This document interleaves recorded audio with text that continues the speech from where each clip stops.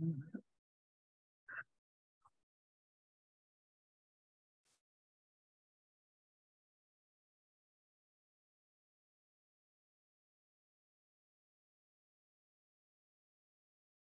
afternoon. How is everybody? Good. Justin, you got your PowerPoint loaded? I can. Justin. Oh, Justin. Sorry. Justin has. Sorry, I got it up. Justin's got a ball game he's got to get to. We got to make sure we get all the important stuff covered. And so we're going to let Justin's group go first tonight. And as soon as he gets it up and shares his screen, we're going to let him go ahead and kick off, and we'll do the housekeeping stuff after Justin because he's got to get to his supervision duty here. All right, so welcome to MELS 603. This is our 4th class session. This is case study 1. Will cheating strike Bobby out? All right, Justin, you got the floor. Go right ahead. You're muted.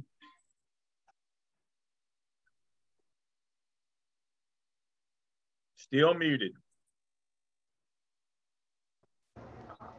All right, I got it loaded. For some reason, it's not wanting me. When I do my share screen, it's muting me. So I'm going to do share system audio. I think that might be part of the problem. We saw your screen. Desktop. Don't try to share the document. Share your desktop.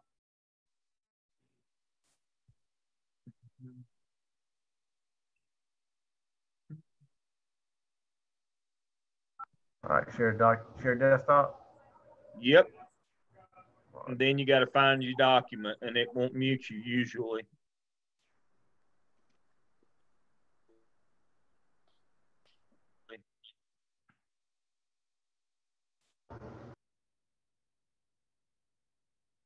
Still muted. See if it will. On your mute button over on the far left on your dashboard, down at the bottom, see down here on the left, see if it'll let you all the way bottom left, see if it'll let you unmute.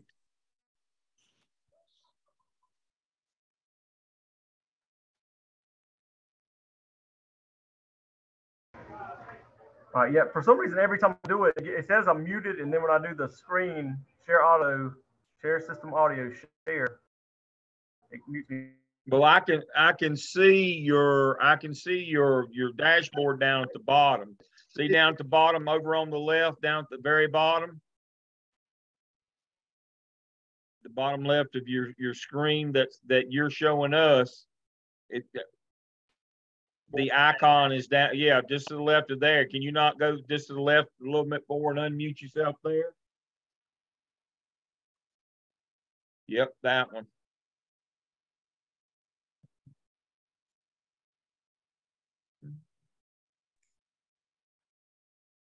For some reason, it will not. It's got the mute button like basically covered where I can't. All right. Did you upload that one today in our shell? No, sorry, I did not. Let me see if I can figure out another way for this one. I mean, maybe one of us can share. Do you want to? Yeah. Yeah. I mean, if you'll send it to me, I'll share it. Or you can email it, or you can email one of your partners here. One of his teammates can share it. Let me see if I can share. All right.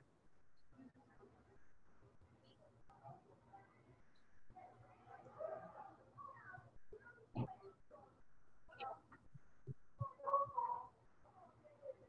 right, so we have Antonesis is up. Yeah. Can you hear me though? Yes, we can hear you. Okay. Thank you. And let's see if I can actually click on it because this thing is in the way. Is there a way to move this? Can you click the tab that says MELS? Just go over and click the tab. Right there, yep.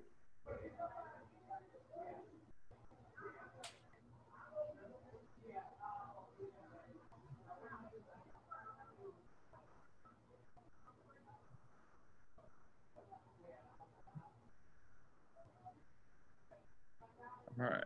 And then go back one. I think we're good. All right, Amanda. There you go. All right, teamwork makes the dream work. There you go. Yes. All right, so I'm gonna go ahead and start, introduce us. We got we're at group 2, case study 1. This is Justin. Just leave that up for just 1 second while I write that down. Give me just 1 second. I'm sorry. Yes, sure. Okay, this is group 2. Okay. All right. This is group 2. Justin Newton, Amanda Redmond, Antonice Williams, and Tori Alexander. All right. Good. All right, and we're going to start with a summary of the case study.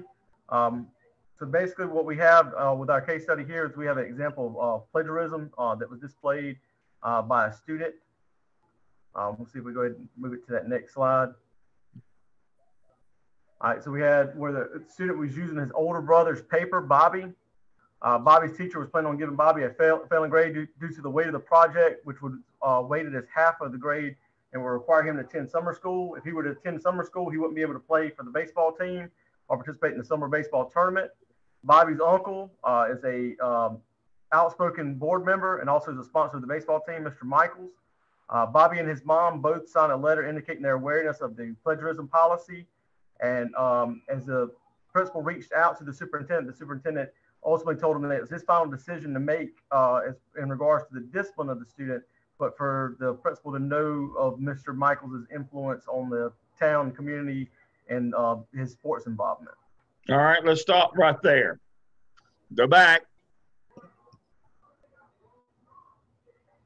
All right, so you got 1, 2, 3, 4, 5, 6 bullets on here. How many of these are actually relevant to the case? Relevant to the case would be Bobby plagiarizing the assignment. Yeah. Yes. Bobby's uncle, as far as the more. No, I think that's the part that shouldn't matter. That's the banana in the tailpipe gag. Don't fall for that. The only thing that matters on this screen are the first 2 and the last one. And the last one only matters because you need to know the law. Can the superintendent tell you what to do on a grade? No. No. And they won't because they know the law. Who does the law say assigns the grade? The teacher. No. The principal. The principal assigns the grade. 115C288A. Yeah, that's why we're doing this case study. It's the very first law. Okay. The principal assigns the grade, period. Does the teacher assign the grade? No. No. The superintendent. Can the superintendent even tell you what to do? No. No. They're prohibited by law from even saying anything to you. Okay. If Steve's laws that teaches this class with me to our doctoral students was here, he'd say, that'd be the dumbest thing I could ever do. I would never do that. So the only things that matter on this screen are your top 2 bullets and the bottom one. Well, I'm sorry, the top 2 and the bottom 2, excuse me. The teacher wants to give him a failing grade for the year by counting one assignment more than half the yearly grade. Now, it doesn't matter if Bobby plays baseball, not important. Doesn't matter about who anybody is. Doesn't matter about mom signing any letters or any of that stuff. The only thing that matters is he acknowledged he plagiarized an assignment. The teacher, and we got to figure out what should be the consequence for that. The teacher says, I'm going to count that one assignment, whether you count it out of class or homework, in total for the year can't count but 10%, but I'm going to count this one more than half of his yearly grade and fail it. And then we get to the bottom and the superintendent says, these people says, I can't tell you what to do, but you better make sure you follow the law. All right, move on. So the next slide is about due process, and there's 2 types: substantive, which requires that the policies, rules, or policies be fair and of themselves, and then procedural, requiring that the policies, rules, and regulations be carried out in a fair manner. And so for the substantive with the case study, Bobby violated the school rule by plagiarizing. He also confessed to his teacher with no witness present. And he also admitted that he had clearly it violated the code in the school's handbook. Procedurally, the procedures that are outlined in the student code of conduct should always be followed in accordance with state and federal law, and that there should have been some witness there, a witness that students have the opportunity to present a witness and the right to not be treated unjustly or to the extreme, being punished to the extreme. And that punished to the extreme is called what? I don't know how to say the word. Capricious. Yes. Capricious. That's when you're given more punishment than what you, it doesn't fit the crime. You're given more than what you did. That is capricious. Arbitrary is when we, again, me and Justin are out back smoking. Dr. Griffin Jordan catches us. She sends him back to class and shoots me. Well, she's violated both of those standards. She punished me and not him. But, I know smoking's bad, but shooting me seems a little excessive. Right. Punishment for smoking, wouldn't you think? I'm not a smoker, but that seems like a lot. So those are the two things. Substantive is what does the policy say? Policy said what the grading scale was. But the procedure is where we fell down on this. The procedure is where we fell down. In practice, we didn't follow what the rules are. In real life, what would the rule be in terms of how much punishment could you give a kid for turning in his brother's homework or or out of class assignment? What's the most you could do? Maybe a 0 for that assignment. Well, that'd be the most. What about a discipline consequence? What's the most, Antoinette, what's the most discipline in your district that you could give a kid who did that in terms of a disciplinary consequence? I don't even know. I would say silent lunch or RPC. Should have looked it up. Let me share my screen right quick. Okay. Do I need to stop? No. Okay. Just stay where you are. It'll come back for you. Okay. So.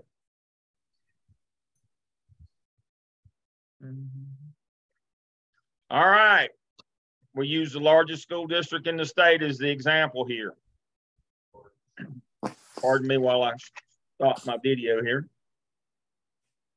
Cheating, honor code violation, UB. Now that UB, let me go back to my screen. That UB honor code violation, who defines that as a violation in the state of North Carolina? State Board of Education, General Assembly, right? It's in that state manual. But what do they leave it up to the district to do? Set the punishment, the consequence, right? That's the code of conduct. See, all these things, they're the state says you can't do these in our school. We won't send you the $8,000 if you let kids do these things in our school. But now you get to decide what happens. So this is the largest school district in the state. What do they say? Most you can do is a level 1.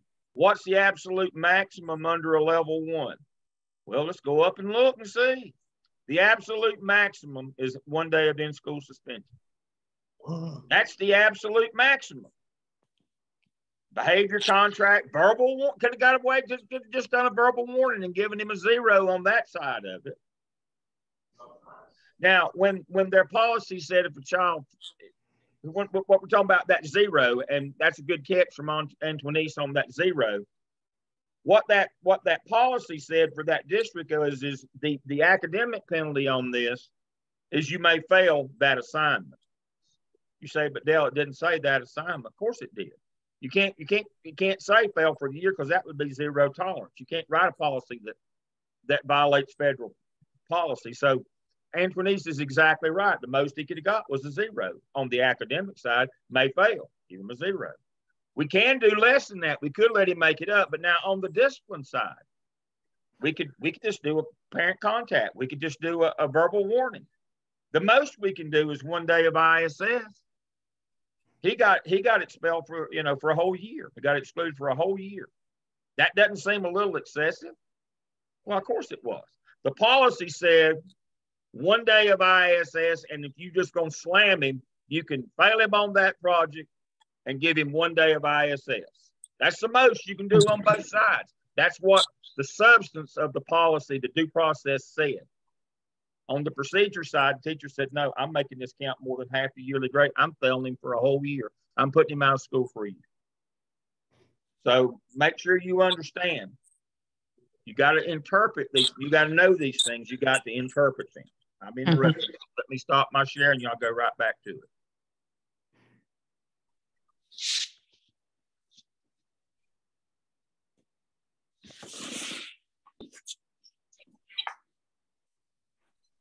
Usually if I'll turn my camera, there you go. All right, so the first of the 4 paradigms that we were looking at, we looked at the first one, which was critique. In this case, you can see an opportunity of corrupted morals and the misuse of power that can be done by multiple people in this situation.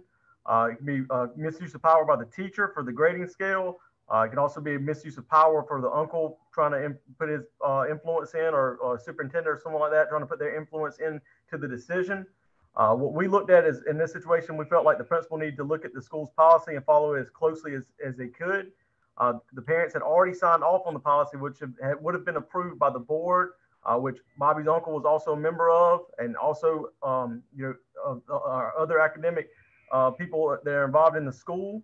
According to the initial report, the school started to follow the beginning protocols. They let the family know. It sounded like they were looking to get a meeting scheduled. The dilemma in terms to the uncle's presence would be more of a moral integrity rather than an academic integrity. Then academic integrity would come from him actually plagiarizing the assignment. However, the question does arise for us, should the assignment be weighted that heavily? Because that could be a misuse of power by the teacher. Can the assignment be weighted that heavily? Or yes or no? This is not a gray area. Can the assignment be weighted that much? No. No. Again, I put the state grading scale in there. Whether you count this an out of class assignment or homework doesn't matter. In total, for the whole year, all of those in total can't count but 10%. The teacher manipulated illegally the grading scale to count this one assignment, whatever you want to call it, more than half the yearly grade. We can't even count a state exam but 30%. That's the maximum. So this is not a case of is this is this bad, or did something bad or illegal happen here? Well, of course it did. Now, we're going to get to that in just a minute. So, but understand here, this is not a gray one. This is an easy one. If you know the law, this one is really easy. The hard part is the question I'm going to ask next. Continue on. So in terms of care, the principal is responsible for ensuring that everybody is treated fairly, including the teacher and the student. Wait now. Is the principal responsible to make sure the teacher is treated fairly? I didn't read that part. You'll have to show me that reference. Well, I mean, in terms of protecting both interests. Is your job as principal to protect both interests? It's only of the interest of the student? That is correct. Okay. Personnel law protects the staff and the faculty. Oh. They've got protections of their own in the state personnel handbook. That's not what we're talking about here. And just keep in mind that you, as well as the teachers, should all be there in the best interest of the students. So then that kind of puts things in perspective. Yeah. This is not a either or kind of situation. This one is clear. I've made this abundantly clear to you. Your job is going to change if you become a school administrator.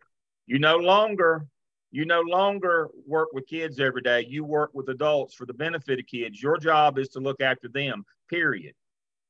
We don't run schools so people can have a job. What do we run schools for? We run schools so kids can learn, period. Don't ever forget that. Let me share my screen again. I've got something highlighted for you.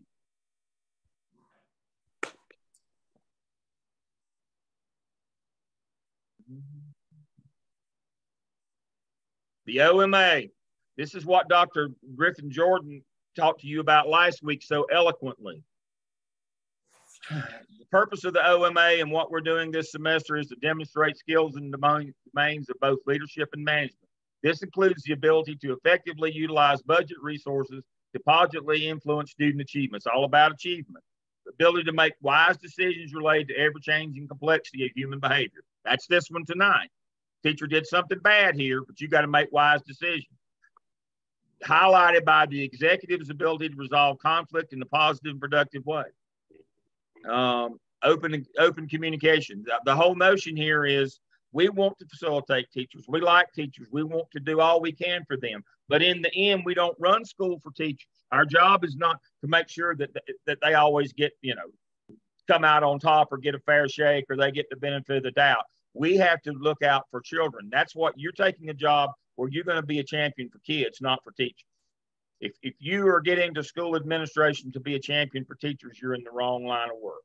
You must be a champion for students, period. Yeah. All right, please continue. All right, so justice came up in this one because it wasn't fair, for one, that the assignment counted for more than half the student's grade. And second, the due process was not followed correctly. The teacher is the one who, I guess, investigated and imposed her own consequence. Frontier justice. Yeah, without any due process or anyone else there. Parents were not notified, so he did not get his due process. That is correct. That is right. Okay. And then profession.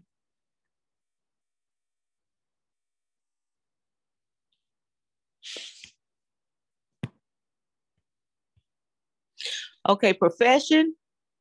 Is it time for me to move on? Yes. Yeah, you're there. Okay. Profession in the case study, according to ethics and role of a principal, profession is needed in the case. Principal's role is to be accountable for our students' academic success. In the case, will that work? Yeah, I said yay. All right. That's great. That's what you're responsible for. Your principal is to be accountable for student academic success. Right. In the case, the teacher and the principal should take all the evidence of plagiarism proof into consideration. They should evaluate this in a moralistic manner. As a result of the ethic profession in the case study, they should take in consideration that the student has a responsibility to correct his actions with respect. The teacher and the principal should model the required principles in a profession manner. Okay. Is that it? Yes. Principal's course of action. All right, here we go. This is what we've been waiting on. All right, so we agreed and came to a consensus that the principal's course of action, first off, they should refamiliarize themselves with the school and district policy on plagiarism and their grading policy. Research other student plagiarism cases and consequences as well. It could be within district, or it could be what's happening in other districts or other schools. Contact the parent about the student's infraction and set up a due process hearing. Hold the hearing with all stakeholders present. You can have it with the principal, teacher, parent / guardian, student, or even a possible third member of the staff. I know the teachers union was mentioned in here about, I would recommend a teacher that's already in the building, and then assign the disciplinary action. And we came to a consensus that the disciplinary action should be that the student will receive a grade of 0. However, this grade will not be weighted as the half the grade of the course as which the teacher had done. And looking to the school's grading policy will determine if the current weight system for the assignments is fair, lawful, or if it needs a revisement, which we've all come to a conclusion that it was unfair, it was unlawful, and it needs to change in regards to that teacher's grading policy. Well, let's be clear here. You've gotten out of your lane here. There's nothing wrong with the school's grading policy. That is set by the state.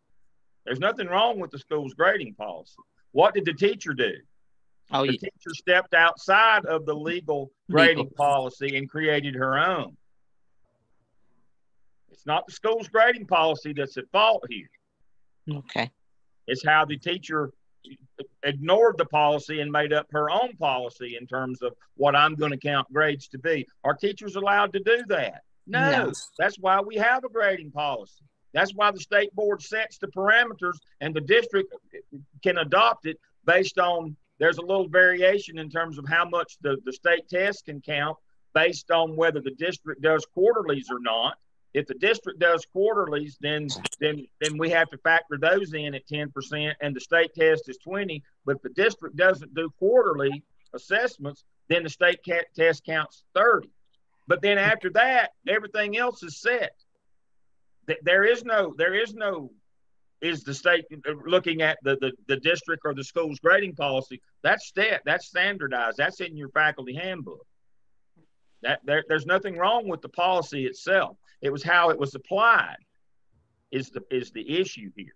We got to make sure that we're clear. This is not one of them, oops, mistake was made, maybe that's on us or what. No, this is a teacher that went rogue and decided to do what she wanted to do. Okay. And I love that one. Yeah. Thank you. That's it. All that other stuff was just there to confuse you. All right, stop your share. I'm going to say one thing, then we're going to go to our principal expert to wrap this up. Okay. All right. The real issue now is, what are you going to do, Hero? What are you going to do to this teacher? You going to let this slide?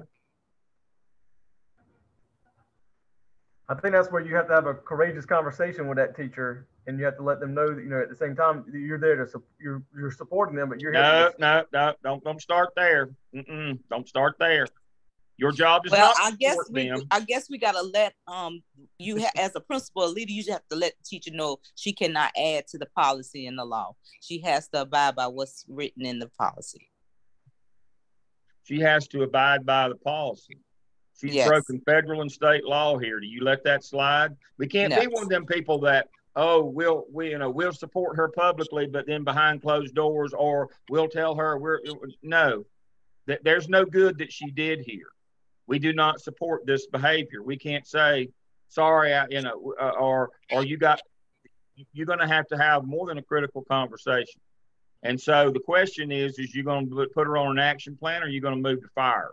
That's your two options here, folks. She's violated federal law and state law, local board policy. She tried to put a kid out for a whole year over turning his brother's homework assignment in.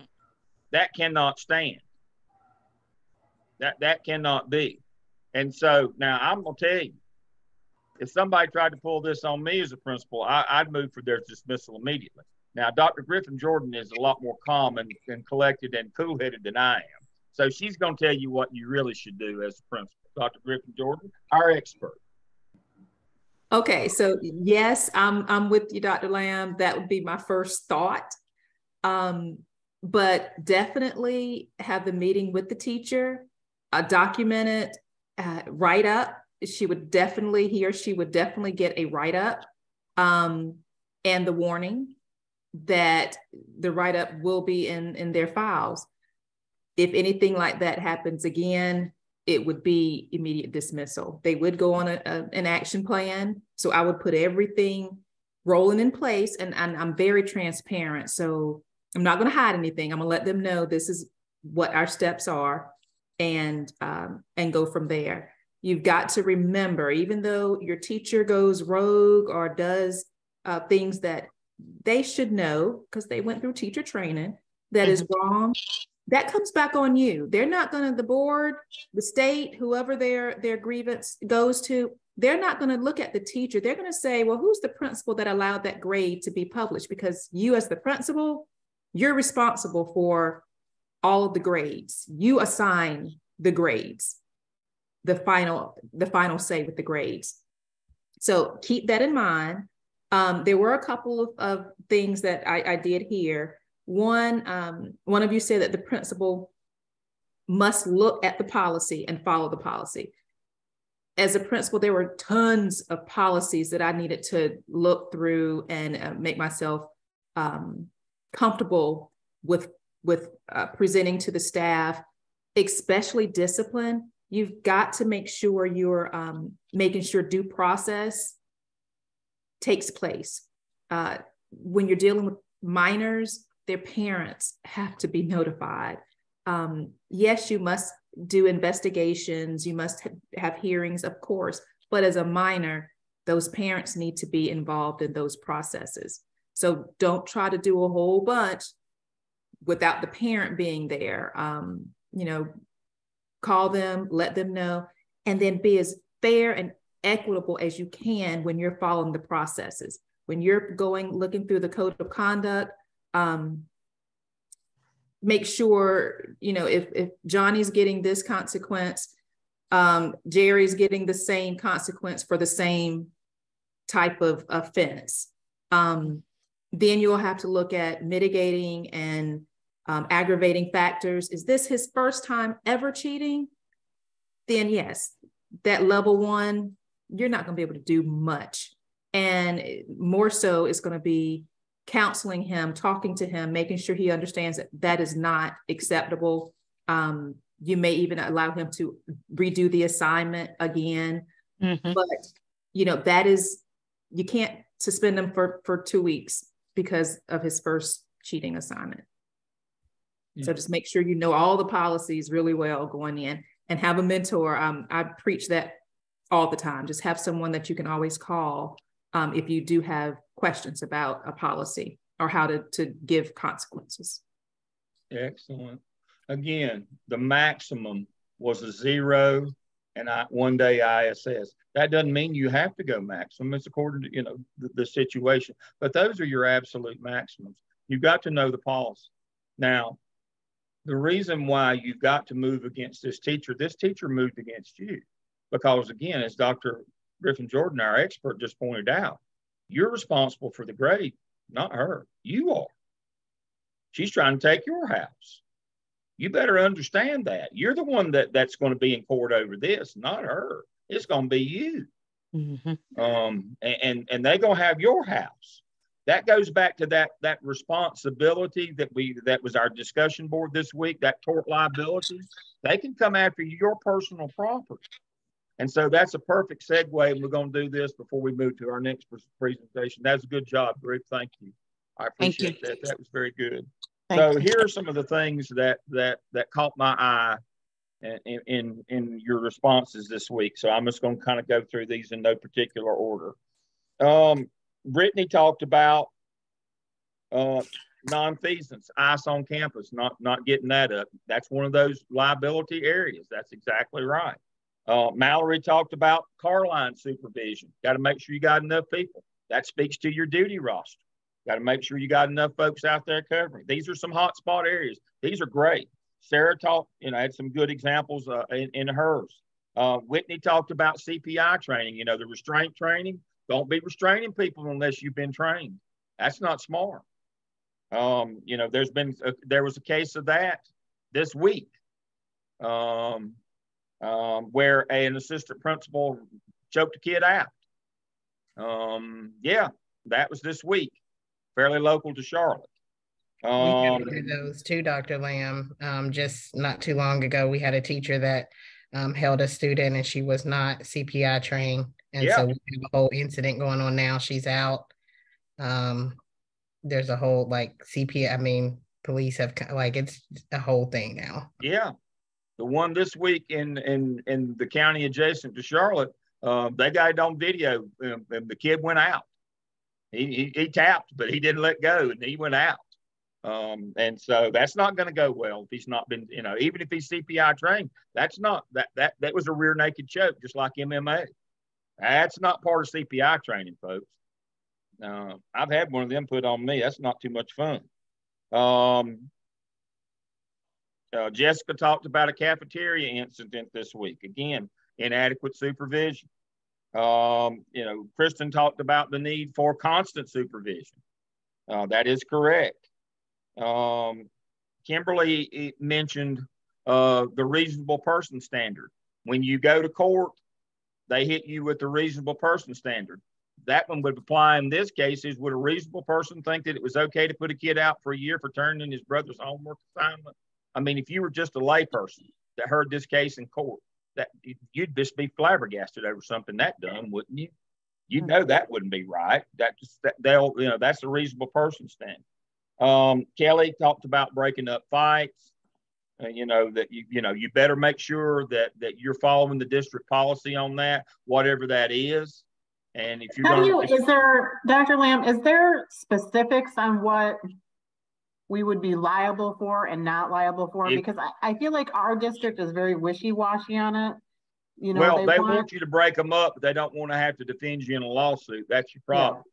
Yeah. And so to protect yourself, get CPI trained so that will protect you more than anything. And whatever their policy is on doing that, whatever that is, whether you're supposed to act or not act, but make sure you're CPI trained. The first thing, if I could recommend anything to you, make sure the first thing you do, if you're going to assume an administrative role, is CPI training.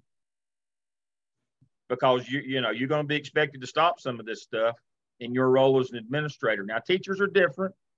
We're not talking about teachers now. We're talking about administrators. Administrative, your role generally is you're supposed to stop it, but you're not supposed to choke people out either. I mean, that's the thing. That's just like, the big debate in our society about police. They're supposed to protect and serve, but, they can go too far sometimes. Well, administrators can go too far. Get that CPI training and follow your policy. Terrence brought up a good one. Where's Terrence? There he is. Terrence brought up a good one.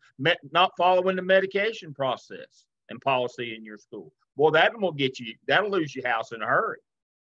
You better know that that's a biggie. That's a hot spot. That was a good catch by Terrence. Carl made, I just love what Carl said. Now, Carl's my man. I'll have to admit. Carl is my man because he's an assessment guy. I'm an assessment person. Carl made the best point. I love Carl's point. Doesn't do any good to say all these policies if you don't go out and check and assess and make sure they're being followed. That's where they'll get you. That's where they'll get you on the nonfeasance. You said, well, I told them to go do bus duty. Did you go check if they were doing bus duty? Well, no. I just made the policy. You better, if you put people on lunchroom duty, you better go check the lunchroom. If you put people on car duty, you better go check to make sure they're there, or bus duty.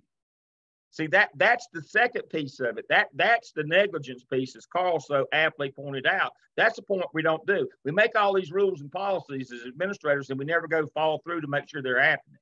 And then when something bad happens, we get sued, and we get asked the question. Well, I did my part. No, you didn't. If you didn't go and assess it to see if it was happening, you did not do your part. That's called nonfeasance. You had a duty to act, and you didn't.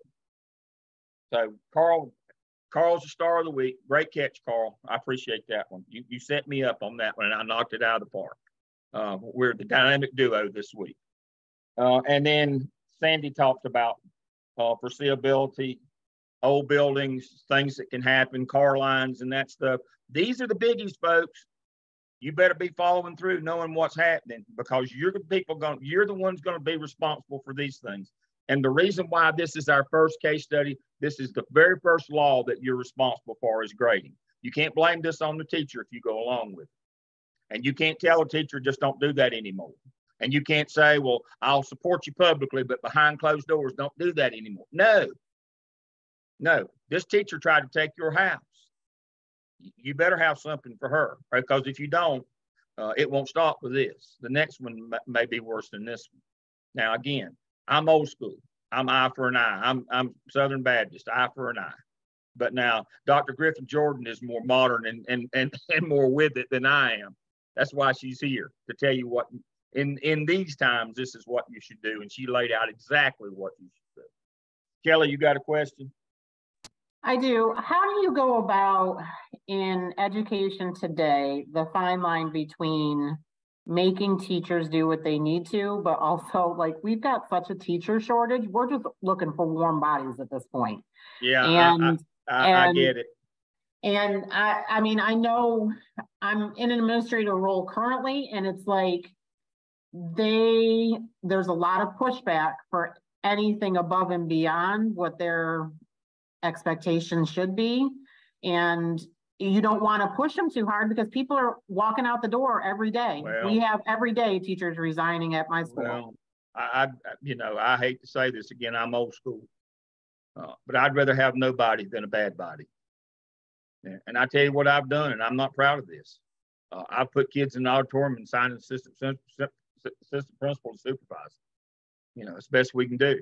But we're not going to have people harming kids and doing bad things in buildings. What was the one in Charlotte this week? The woman was drinking wine in class, had it in a glass, and was drunk, drunk as a skunk, drunk as Otis, right there in class. I didn't hear about that one. Had one in Charlotte, but now she was a temp that they had decided that what we will do is we'll go to a temp agency, and they brought in some temps to sub, and she just brought her wine right in and was just drinking right on, just like she was at the club. So yeah, that didn't go well. So I'm talking about you know, yeah, you want to keep people, but having bad people will get you in a whole lot more trouble than having nobody. I can tell you that right now. And Kelly, I understand. I'm going through that now. We're blessed, like in the last few years, we have gained a couple of wonderful subs. And I've always let them know there could be times where I'll need you as a long-term sub. And we have 2 of them in our building right now because, like Dr. Lamb said, I'd rather have a really good, caring substitute teacher that wants the best for our students than a teacher that's like, you know, the world revolves around me. You need me, so I'm going to do what I want to do. Yeah. Because that type of, it's going to spread if you let it stay in there. So you don't need to keep that. Which also means your good people, your good teachers, they're going to be worked a little bit more. I go above and beyond at the beginning of the year. I send out a survey and I ask all my teachers, tell me your favorite music, your favorite candy bar, your favorite restaurant, just a whole bunch of favorites. And every now and then I'll put their favorite drink in their mailbox, or I'll give them a $20 gift card to go to Starbucks or wherever they're, just little things like that. We can't do much because, you know, we're on a budget, but they do appreciate, you know, those little thoughts. Every now and then my student services department works with administration. We'll give teachers a free period. We'll come in, especially if we know that they're testing where the teacher's not really actually having to lecture. And the student services or administration will sit in for that period with their students, so they can go have a period to breathe. So we try to do little things like that because we know that we're overworking our good teachers. But just keep in mind that a bad teacher is worse than no teacher. No teacher. You can't drop your standards, folks. Now I'm gonna full disclosure you here. I'm gonna tell on myself. I hate to do this, but I am going to. I was the absolute world's worst spoiled teacher. I know you don't believe that, but I'll just tell you, I was. I bought them on every Friday. We had chicken from Price's Chicken Coop. Now I'm talking about a 4 AA high school with 200 teachers. It cost me a fortune. I bought them swag shirts, coats, jackets, everything that I could think of. You know, I had the apparel guy, you know, from the sporting goods store. I had him on speed dial. I bought him everything in the world. Lunch, bring in chicken. I mean, just, you know, donuts, everything I could to try to spoil them, to tell them how much I appreciated them. But now on the other end, you worked your good people too much. But again, I'm telling you, I lived through what y'all are living through now for a number of years in the 90s in some tough situations in Charlotte. I know what you're living through. No, I wasn't the principal during COVID, but I had 37 vacancies when I walked into the junior high school. I had 37 vacancies, and I wasn't at the best places. And so the good people, I spoiled them if I could. But again, you've got to set some standards in terms of they can't harm kids. That's number one in our business. Number one, you can't harm kids, period. And you've got to follow through. And I don't care how much power you think the person has or how much community clout or I really need them because they're good at this or they win in ball games or whatever. You cannot do that. So before we move to the next group, here's the last thing that I saved today. I've been following this one. I know we've got some students in Haywood County, but if you're following what's been going on in Haywood County, which is just west of Asheville, let me share that with you right quick. And so there had been multiple reports of a faculty member inappropriate behavior, multiple accounts. And the principal did not investigate because it was a popular coach that had a lot of clout in the community. And so eventually the folks who were being harassed and touched and spoken to inappropriately to the police, the investigation, the staff member was immediately fired, the football coach. He was winning ball games, and so she didn't want to bother him because I guess she probably would call him in every time and say, how about quitting that? Well, he didn't. That just empowered him to do more and more and more. He's facing several lawsuits for his misconduct. They already fired him, and now today has announced her resignation. I'm guessing they gave her the opportunity to resign rather than charges against her. But the notion here is, and I've read and followed this case and know some people there, she would not stop his bad behavior. She knew what he was doing was wrong, but she did not stop his bad behavior. Again, that's your responsibility. He was harming people in the building. He was harming people in the building, but because it's hard to get good football coaches and they got support in the community, you know the story, it spun out of control to the point where he was just, completely untethered. I mean, if you read some of these transcripts, you're just like, what was he thinking? But you didn't stop me last time. Why would you stop me next time? Last thing on that is one of my stops along the way, I worked in Burke County for 5 years. And when I was in the central office there, we brought, we didn't bring, but we brought a group, but Oprah came to the little old Burke County, to Morganton, to the high rise, the juvenile facility there. And she interviewed this kid who had stole 22 cars. And she asked him why he stole 22 cars. He said, because they kept letting me out. He said, if they'd let me out again, it'd be 23. And I thought, out of the mouth of babes. They won't stop until you stop them. This teacher, she ain't going to stop till you stop her. Unfortunately, the principal at that high school, he didn't stop until the police stopped him. They're not going to stop on their own. You're not going to honey baby please and get them to quit. You got two options: either move for their dismissal or put them on an action plan and document them so if they ever do it again, then you move for their dismissal. That's the only two options you got, folks. They're not going to stop on their own. It's just the way of the world. I hate to be the bearer of bad news, but this is grown people conversations tonight. It's exactly what this is.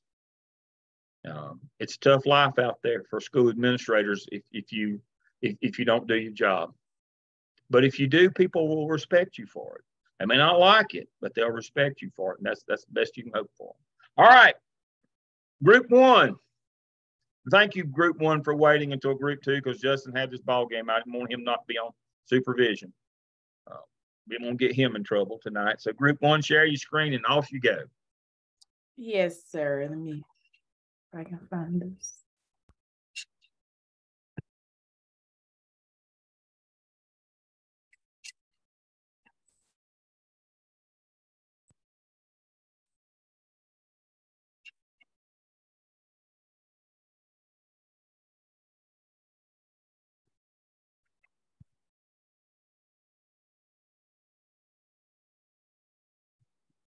All right, so this is Zoom Team 1.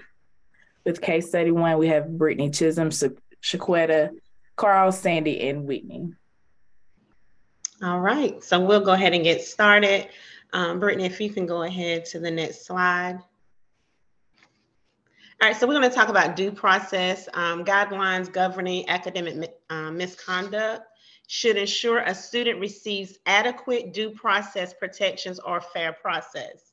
So we are protected by the Fifth Amendment, which says that federal government cannot deprive a person of life, liberty, property without due process, as well as the 14th Amendment that says the state cannot deprive a person of life, liberty, property without due process.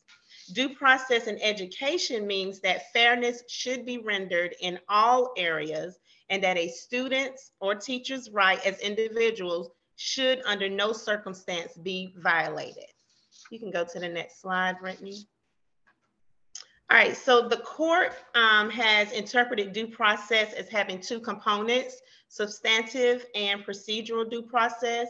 With procedural, that right may not be taken away without first providing due process protections, which are generally a notice of what the student is accused of doing and the opportunity to be heard before the student is disciplined. We must follow their published guidelines or procedures governing academic misconduct. And again, the 14th Amendment says students have a legitimate entitlement to a public education as a property right. So with substantive, even with all the processes and procedures, there are some rights that cannot be taken away from a person.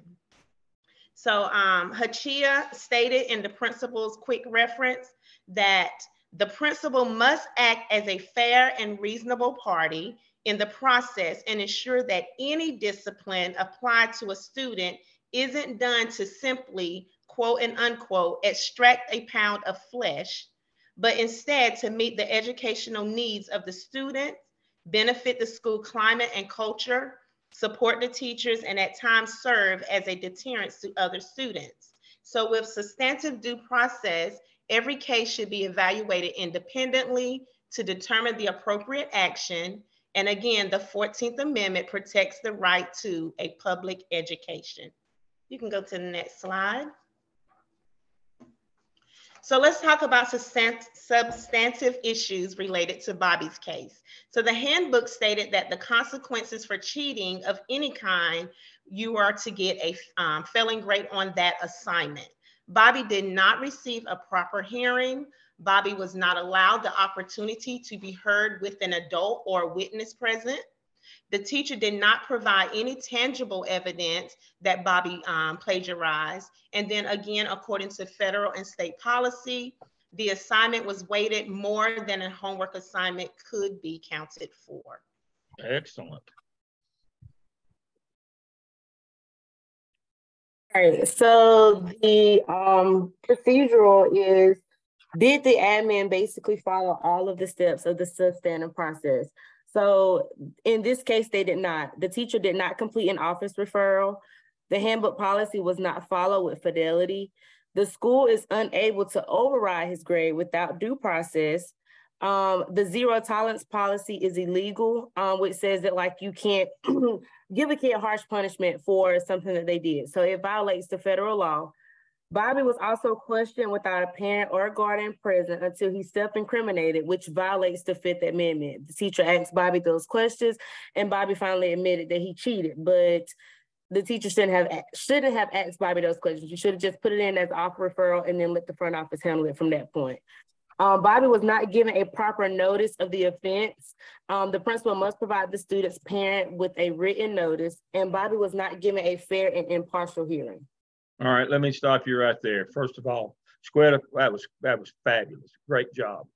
Your group, your presentation was fabulous. Whitney, this is going so good. I'm just excited. I want to amplify. I want to clarify and amplify a little bit on zero tolerance. Zero tolerance is when you say, if you do this, you're going to get that, and you get no due process. Well, obviously, on the face of that, that's illegal. You can't do that. But let's explore it just a little bit deeper. Let me share my screen. I had this in underneath the case study tonight, but I want to make sure that we kind of get this one. This is a real important part of this whole thing. And then get back over here on this one. Okay. So, okay. Let me go here and then there. All right, so this is in your state manual about your reporting. we have to report these no tolerance expulsions as a violation on the OCR report. But one of the things that, expulsion under Z refers to an action taken by the LEA of removing a child from his regular school for the remainder of the year or longer because of zero tolerance policies, which of course are illegal. Zero tolerance is a policy that results in mandatory expulsion of any student who commits one or four. Policy is considered zero tolerance, even if there's some exceptions. So one of the things that you have to understand is if you put Bobby out, if you fail him for the year, which is a zero tolerance for a whole year, even if you allow him to go to summer school or disciplinary school, that does not negate the fact that it was a federally, you violated federal law and gave an illegal zero tolerance expulsion. For some reason, I had this pop up way too many times when I was having to supervise principals, when I was in that role in CMS. They thought that I could give them whatever, as long as I let them go to summer school or discipline school for 6 weeks, that meant that I didn't zero tolerance them. Yes, you did. Yes, you did. Unfortunately, that does not change what you did in terms of a zero tolerance. Allowing them on a case-by-case basis to go to, it's like this one. Bob didn't go to summer school. Doesn't change the fact that you violated federal law. Or you can go to discipline school for 6 weeks. Does not change that fact at all. Does not change it at all. Even right here, it talks about, even if you give them assignment to alternative or something, does not change that. You've got to know that. You have got to know that you can't do that and then say, well, I'll amend that or negotiate, try to use that. See, what happens is too many administrators think I'll use that as a negotiating point to get them to accept the lesser punishment without any kickback on me. That's a terrible way to administer. That's awful. It's illegal, but it's also unethical. That's the ethic of profession. We do not threaten some terrible and then so that people will accept something less. That is, it's illegal, but it's also very unethical. And I can't tell you the number of times that I've had to explain that to people. That you can't do that. That's just not the way that we do business. And so we got to make sure that we don't make that a part of our repertoire as our skill set as an administrator.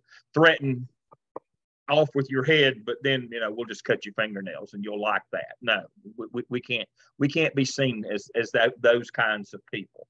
That's unreasonable. And again, I want to say this. I want to get this one in. In the end, what we're trying, the overall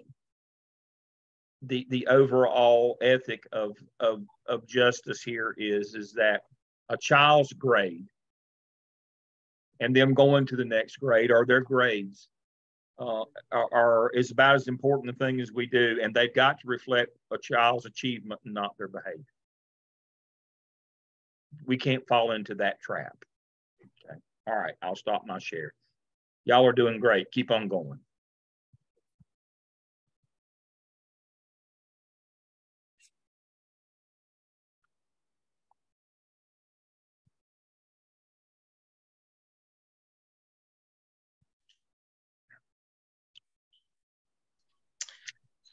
We know that arbitrary and capricious are willful and unreasonable actions without consideration or in disregard of facts or law. In other words, when we think of arbitrary, we think of what? Unpredictable, unreasonable, or unsupported. And in this case, did the teacher violate school policy by allowing one assignment to count more than half of the grade? Absolutely. Was due process followed? It was not. Is this unreasonable, unfair? And when we look at capricious standard, we think of unpredictable and subject to whim. In other words, inconsistent, wild, random, without thought or reason. So in this case, did the teacher give thought? No.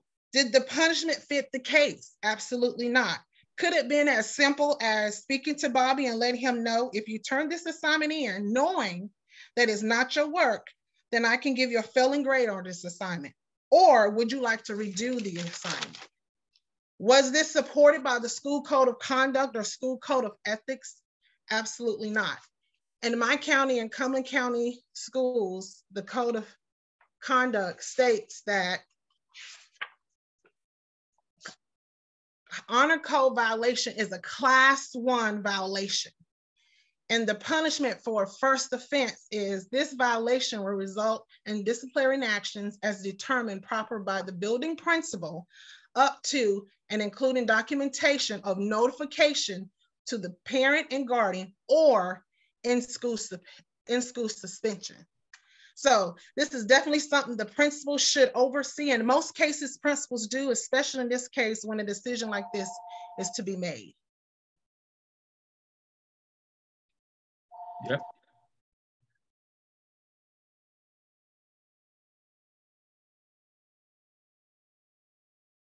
So when it, okay, we're gonna go ahead and skip that. I'm sorry. You go ahead. I'm just going to do an overview of what she just said. So with Bobby's case, the grading policy that the teacher implemented was arbitrary and capricious towards the entire class, according to the district's policy that doesn't allow an out-of-class assignment to count over 10%. And what would a reasonable person do in this case? In this case, the long-term effect of Bobby failing the grade for one failed assignment is unreasonable. And when choosing what is reasonable or unreasonable, we need to look at the 4 ethical paradigms. The first being the paradigm of justice. For Bobby's case, I thought it related to fairness, equity, and justice, also arbitrary and capricious. What the teacher did was unfair. She did not follow the grading policy. She could only count the assignment for 10%, but she did it for 50, which would have caused Bobby to fail his grade. The teacher was also unfair to the rest of the students, because if it counted 50% for Bobby, it also counted 50% for the rest of the class. So it was unfair to the entire class. So what she did was definitely arbitrary and capricious. The next paradigm being care. With care, the teacher should have made sure she was loyal. She was trustworthy. She showed concern and connection. She nurtured and encouraged Bobby with his academics, also built relationships and had some sort of collaboration. Here, I felt as if the teacher stepped out of her role as a trusted adult when she unfairly graded him with his assignment. She also did not show any concern about this, the situation and the homework he attempted to turn in. As stated before, she could have gave him a chance, let's make sure you haven't plagiarized. Maybe you want to look at this again before you turn it in. She could have also attempted to collaborate with Bobby. Well, now you have plagiarized, but let's show some restorative justice and make sure you learn from this. I can teach you about plagiarism.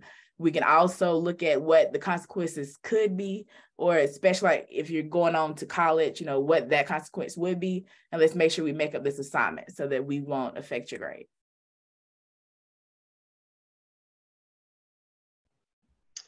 The next one, we're talking about critique as it relates to Bobby's case. The teacher could be sued for emotional neglect due to malfeasance. Her actions were misguided and illegal. And then the incident did not match the action that the teacher was asking for. It seems like she just wanted to use her power of authority in this situation. And then for profession, Bobby's success, both academically and socially, was not considered. And then Bobby was subjected to punitive academic punishment by his teacher. And we also must provide evidence that it followed the same process for all students.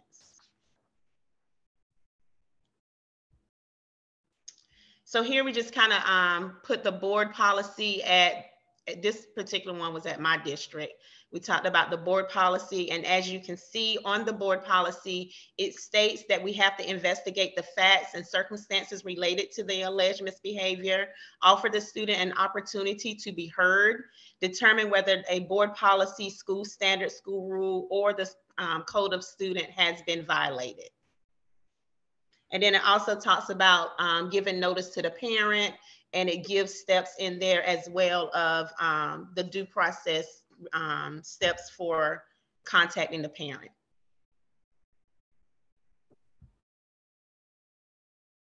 And so this is where we get to the final slide, which is the principal's course of action. So step one, most definitely, we felt like the principal was not really confident in the policy just by his answers and his mannerism with his coffee. So he most definitely needs to review the laws and policy. Right here, I have our academic integrity at Lincoln Charter, which is in charter school. It's a little different than what Shaquetta had up, but it clearly gives a definition of our grading policy and procedural actions that we will take when anything is actually committed.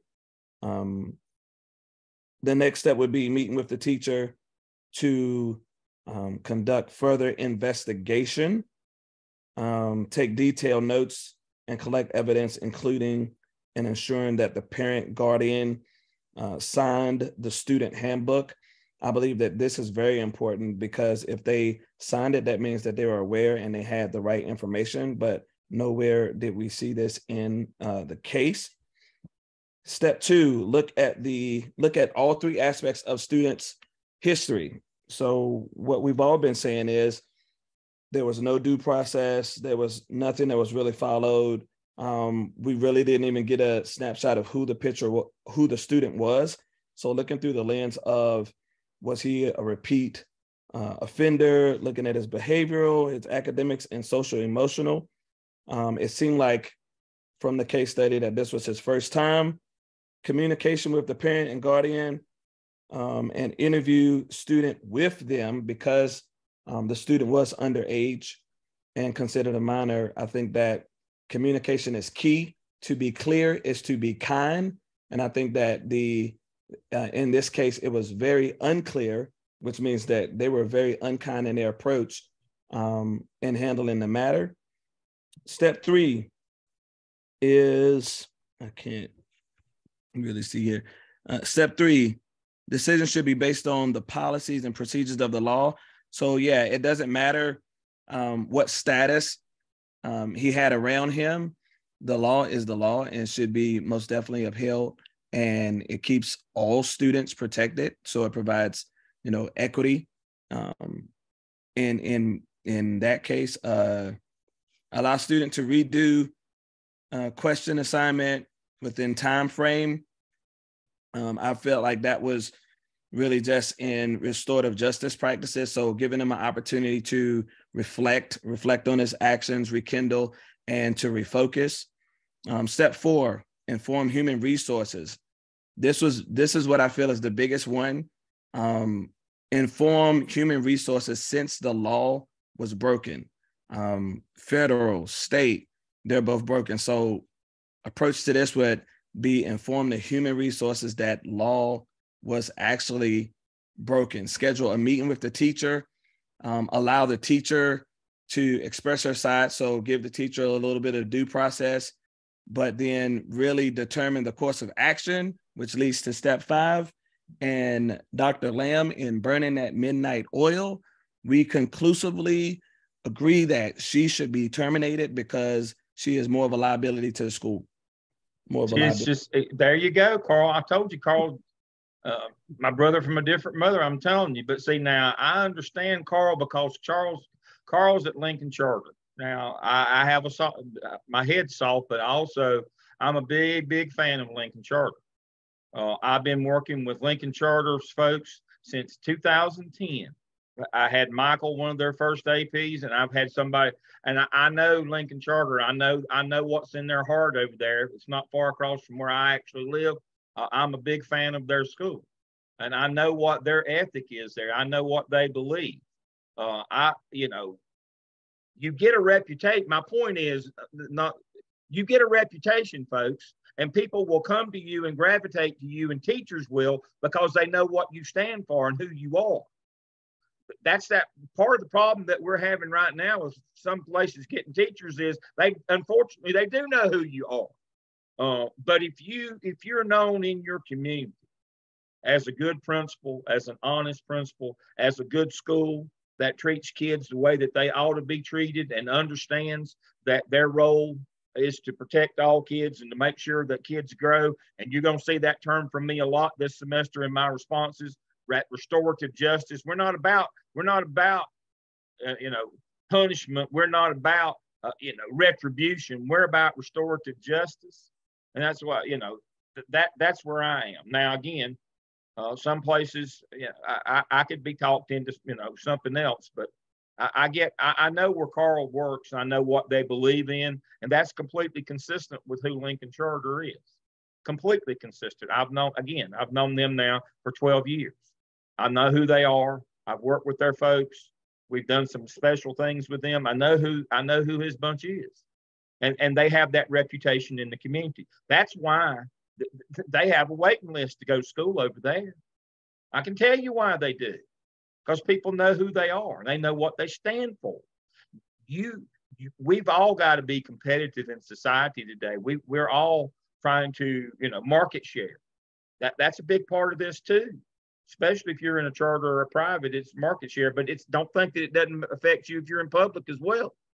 I mean, with choice and being able to, people move and go, and as much as pupil assignment is allowed to be open now. You're competing for students and parents, and they know who you are.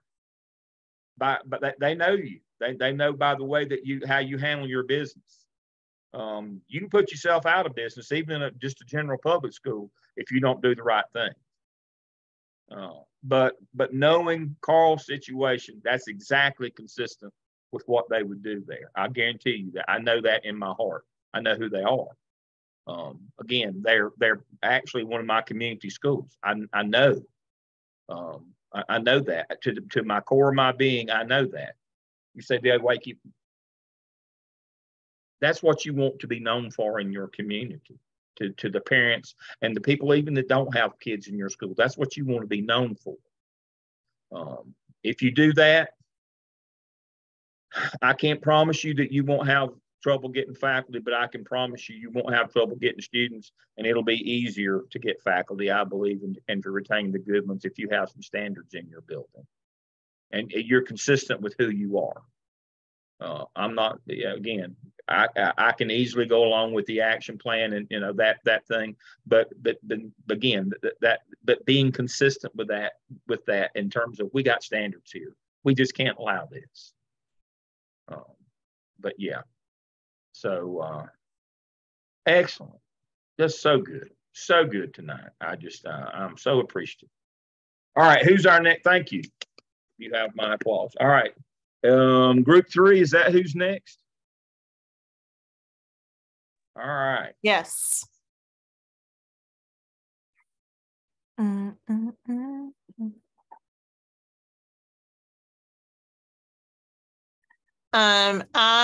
just going to go ahead and say this. We looked at this a little bit differently than everyone else.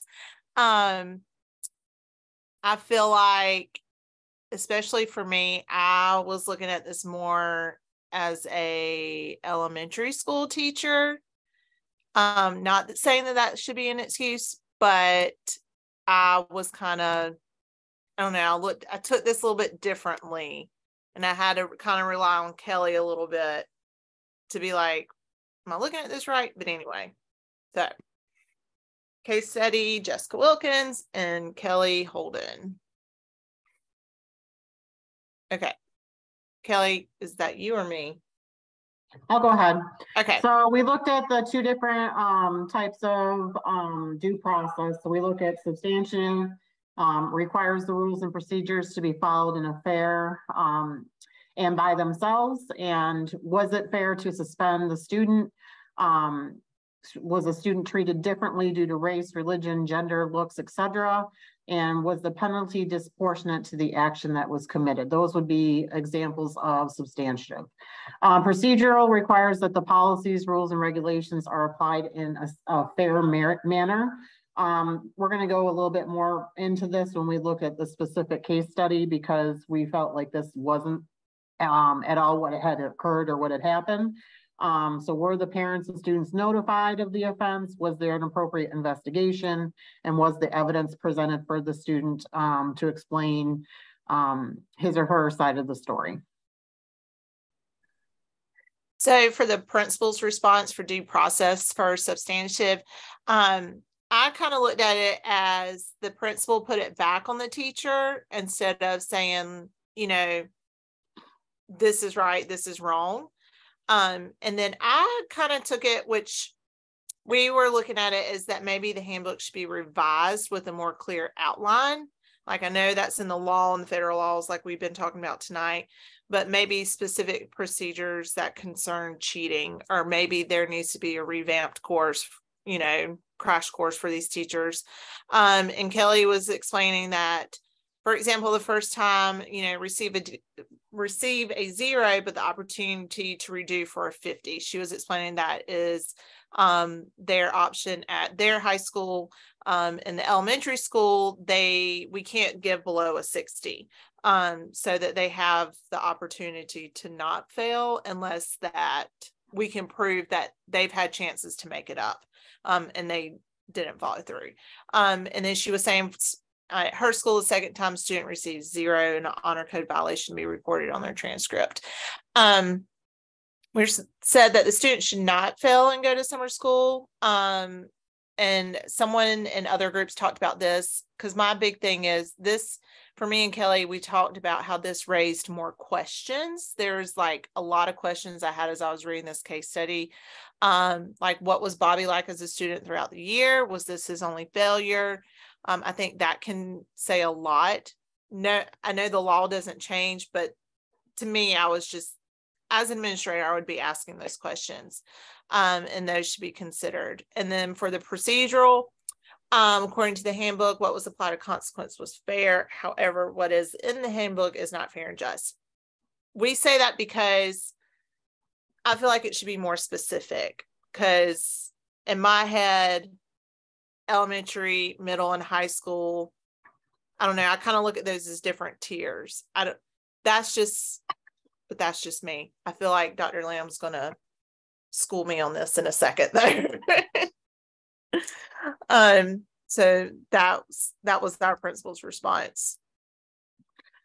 All right, so for the standards of arbitrary and capricious, disregard of the facts with or without reason bias. So an example would be like firing somebody because they had a beard. There's no facts or evidence that would go along with that. So it's a disregard of like a reason basis for why something occurs. We said, so we kind of looked at it as the uncle did kind of have an influence of the community, because the superintendent was saying, well, you know, he does this, and so you need to think about this. He, you know, to us, he kind of affected the final decision. I know this sounds harsh. Principal threw the teacher under the bus, provided no leadership. To me, if I go to my principal with a question, I expect him, and as an administrator, I would do the same, of saying, this is what you should have done, blah, blah, blah, and carried it out, and not kind of been like hemming, hawing, like, I don't know what to do. I think the superintendent kind of showed a little bit of bias towards Bobby, to not fail and attend summer school, which he shouldn't fail and attend summer school. And then to me, I don't think the failing rules should not be a one size fits all type deal. I think the biggest thing that we kind of took away from this is, yes, the teacher was wrong, but nobody was wanting to stand up and tell her that she was wrong. They all just kind of left it up to, it was like pass the buck to the next person. So the superintendent was like, oh, this guy, you know, he has a lot of influence on the basketball or the baseball team. He does a lot and gets scholarships. So we're not wanting to try to upset him too much. So the superintendent wasn't wanting to stand up. So he kind of passes it down to the principal, who also didn't want to stand up. Please remember, can the superintendent tell him what grade to give? No. No, the superintendent's caution is get this right. because of these mitigating factors. You've got to get this right. But he can't tell him what he can and can't do. And now, in terms of the principal, the principal was saying, in this case, this is what happened. I need some guidance on this, and the superintendent saying, this is your responsibility. I can't tell you what to do here. Now, in the end, there was no evidence that the teacher approached the principal. The principal was just informing the superintendent of what's going on. And so we have to be careful here that we don't look at this from the teacher's perspective, that we have to remember from the other side. And one of the things that I do want to caution all of us tonight about is falling into the trap of punishing the many for the sins of the few. Schools and principals are notorious. Somebody comes in late every day, instead of going and talking to the person that comes in every day, what do? They get on the loudspeaker, or they put a notice up in the lounge, or they cover it at the faculty meeting. One of the things that we have to be careful about here is that the grading system is explained in the student handbook or the teacher handbook completely with all these things in it. The code of conduct addresses all these things.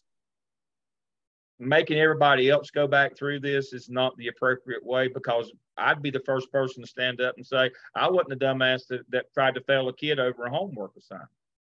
Pardon my language, but I'd be the first one that would do that when I was a teacher. I'd be, hey, wait a minute, that wasn't me. I didn't show up late today. You know, why am I getting kicked in the seat of the pants over this stuff? And so you got to be real careful about that. You know, this is not an absence of a policy. This is not about somebody was unsure. This is somebody who arbitrarily and then capriciously decided, you know, Bobby's a turd, and this is my chance. I'm gonna go after Bobby because of his behavior. Now, one of the things that was said there also we got to be careful about. If this is a pattern with Bobby, you know, we can move our punishment level up, but we can't just go to the end of the beginning, or we've got to go step by step, and we got to do something where we can't just keep on punishing Bobby without doing something restorative along the way. You know, this is Bobby's third time. All right, they give him this punishment. Did you do anything to try to mitigate this after time 1 and 2? Well, no. We're just playing out the string here. You know, that all we're doing now is just punishment. We're not doing restorative justice. We're not trying to change Bobby's behavior. We're just doing retribution now. So we got to be careful on that front as well. But, you know, in this case, the superintendent did what he was legally allowed to do. The principal did, you know, was simply informing the superintendent and making sure that the superintendent knew what was coming down the pipe, which you need to do. But I don't see the fault lies with him. We're going to have a couple more cases this semester where the principal's the bad guy. Not in this one. This is simply a teacher that decided, I'm going to take the justice law into my own hands because this kid's a pain in the behind. You know, it's all about baseball with his family, and he ditched my assignment because he was playing baseball and all those kinds of that kind of thing. And I'm gonna get my revenge on this person for him being, you know, probably a smart aleck and all those other kinds of things, and a sense of entitlement, all of that. Yeah, I'm not going to dispute that Bobby was, you know, might be a little bad actor here, but you know. But we have to be careful that we don't allow that to cloud our judgment again with what we do. So in this case, the principal's not throwing anybody under the bus, and the teacher was just a bad actor in this case. Now, when we get to a couple more of our cases, as we get a little further into this and we begin to look at through an administrative lens a little more, we're going to have some cases where principals absolutely were the bad actor. Absolutely. But this is not one of them. This is what happens when you have a teacher who is a bad actor. What's your responsibility? And it's to get you to focus looking from the other side of the desk. As an administrator, when you have somebody on your faculty, on your staff who does something inappropriate, what do you do? And as the example I just showed you, we had a principal here in Western North Carolina that decided because of, for whatever reason, that she wouldn't pursue it. And that's not acceptable. And so not only faculty, but students were harmed because of that, because of her inaction. And so that's what we're talking about here is are you going to let them continue to do this kind of thing? Are you going to support this for whatever reason? And you just can't. You just absolutely can't. I think that's been my biggest takeaway from like self-reflecting on this case study is, you know, as a teacher for 20 years, I feel the need, like as an administrator, yes, I want to support teachers, and I've really got to kind of adjust my own mindset and not necessarily look at it from supporting teachers. Yes, you still do, but look at what the law allows you to do as far as with supporting those teachers. Absolutely. Yeah, you got, and I like that. And we're going to let our principal resident expert, because I've heard her speak on this very eloquently, a lot more than I can. Principals have to reflect on their practice. You've got to be reflective of your practice. Dr. Griffin Jordan, I've heard you speak on this before. Be the voice of authority on this one. You're absolutely right. As I mentioned, you have to make sure your staff understands that the purpose of your job, the purpose of their job, the only reason that everybody's coming together is for the students. So when they are supporting the students, they shouldn't look at you as supporting the students over them, because both of you all should together be supporting your students. I did want to kind of circle back really quickly for the last group. There was a teachable moment. If in fact, like Dr. Lamb said, you take everything to the staff and say, okay, one person did wrong, so you know the whole staff is going to sit here and listen to me give a lecture for an hour on grading. The same thing with the students. You know, one student was out of dress code, so all of you have to do. You can't do that either, because that's going to harbor resentment. Be reflective of your practice. I was a teacher and a school counselor. I always ask why. The student, why did the student cheat? You'd be amazed at what some of your students go through. When I was a child, I can't imagine being a child in 2023. You have to have a connection with your student support services. If something is a repeated pattern, there may be something else that you might be missing. If this child keeps doing something over and over again, what's going on? Are they going home to a parent that might be abusing them or beating them if they get less than an A? It happens. What is going on? Why is the student consistently misbehaving, or there's a reason? And one of the groups, I think it was the group before the last one, talked about the 4 ethical paradigms. One of them was care and building relationships. If you get to know your students and learn them individually, and your staff and learn them individually, they will start to come to you and respect you for your decisions, for your consequences. I have students when they do something wrong, when the bell rings, they run to my office to try to get to me before the teacher calls me on the phone, so that they can, you know, they'll be like, Dr. Griffin, you got a minute? I got to tell you what happened. And it's because they know I'm going to listen. I'm not going to I'm going to be very fair. And my staff knows that I'm very fair and very consistent in my consequences. And when I talk to the students, and I do talk to them because they're my main reason for being there. And I want to know what's going on with them. So always have a very compassionate heart while being very fair with your rules and your policies. Make sure your staff knows the rules and the policies. Teachable moments come in when you find that there are policies or rules that several staff members are, you know, like it's supposed to be there at 8:30 and you got half the staff rolling in at 8:45. Yeah, then that might be something that you might want to address in a PLC meeting or department meeting or even a staff meeting. So all of those, again, reflecting on what you need to do in certain situations. Always be very reflective in your leadership. Very good. All right, ladies, wind us up on yours now. So we were talking about justice and just in relation to justice, fairness. It was unfair because it was the rule that the teacher tried to implement was too harsh for one failing grade and instance. Follow the handbook to seek justice to make sure everything is followed by law and fair and just.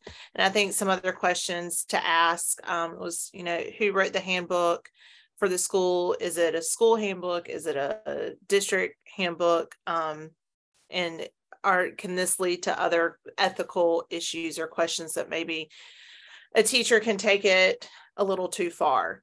I think that is something to keep in mind for the future. Ooh. All right, for the critique part, we looked at one of the characteristics that they talked about for critique was the power, and that the school board member tries to influence the decision based upon baseball scholarships in the community. Obviously, it shouldn't matter who he is or what he's doing, that the policy is the policy. Not focusing on what's best for Bobby, or rather the ripple effects of the decision. And then administration trying to make the teacher the silenced voice by not offering much guidance and support. Looking at it, we probably would have not handled this a little differently. Yeah, you can't, because you can't support people again. You can't support people who break the law, publicly or privately. You can't support people who break the law. Our job is not to support them blindly. Remember, we got to be there for kids. So that's a hard one though. One of the ladies that works with us is a principal in Charlotte, and she was a principal fellow second time around, and she didn't get chosen the first time around, and she couldn't figure out why she didn't get chosen for principal fellow first time around. I mean, she was, the latest and greatest, but she got passed over the first time, and she was reflecting in her interview, and she talked to some folks about it. And they pointed out really quickly why she didn't get chosen as a principal fellow the first time she went was that she told them that her life's ambition was to be a champion for teachers. And she said, I can't believe that I was that dumb. I can't believe that I didn't understand what I was getting into any better than that. And she said that was completely me. But a couple of years later, after, reflecting on that and learning and talking with administrators and doing some things, she finally figured out, wait a minute, that's the reason why they didn't pick me. I had the wrong perspective of what the job was about. The job's not about being a champion for teachers and making sure that they're always facilitated and upheld in whatever they do. I'm supposed to be a champion for students. She got the fellowship the second time around and has been a very successful principal in Charlotte for a number of years. But again, it's just she did not know that wasn't what it was about. She thought, that she wanted to be their champion. She wanted to be the hero for the teachers. And that's not a bad thing, except that's not what we do. All right.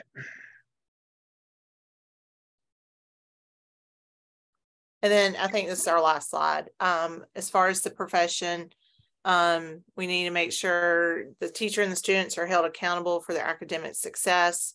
Consider the potential moral and legal consequences for the decision making. And then, of course, like Dr. Lamb just echoed, we want to make sure we have the best interest of the student at hand at the end of the day. He complains about baseball taking up a lot of his time. To me, I, as a principal, I would, and Dr. Lamb was shaking his head no, but that's not something that should matter in terms of, I think I uploaded the handbook. I mean, that would be something that if it's school sponsored, I would look in to make sure that we weren't violating the practice limit rules. That would be the only thing that would be a concern with me on that one, is that I would discreetly look into that. Then I think I uploaded that last week. North Carolina High School Athletic Association has a handbook for guidance for middle school and high school sports that tells you how long you can practice and how much and how many games and participation. I mean, it gets down in the weeds, folks, with every sport. I would just make sure that if this was school sponsored baseball, that, you know, that we were in that. But the problem is generally those rarely are those ever violated. It's all these travel teams and all these other things that these kids get involved in. But see, what you better understand is you can't fight that. You better not try to slay that dragon. Because, I mean, oh Lord, those the parents, you know, you got to understand you know, I talk to my doctoral students about this all the time. You got to understand population and sample. And I'm going to say this, and I'll probably insult half of you on the screen, and that's my intention. Parents that get involved in travel ball are not sane to begin with. You're not going to reason with them. You're just not.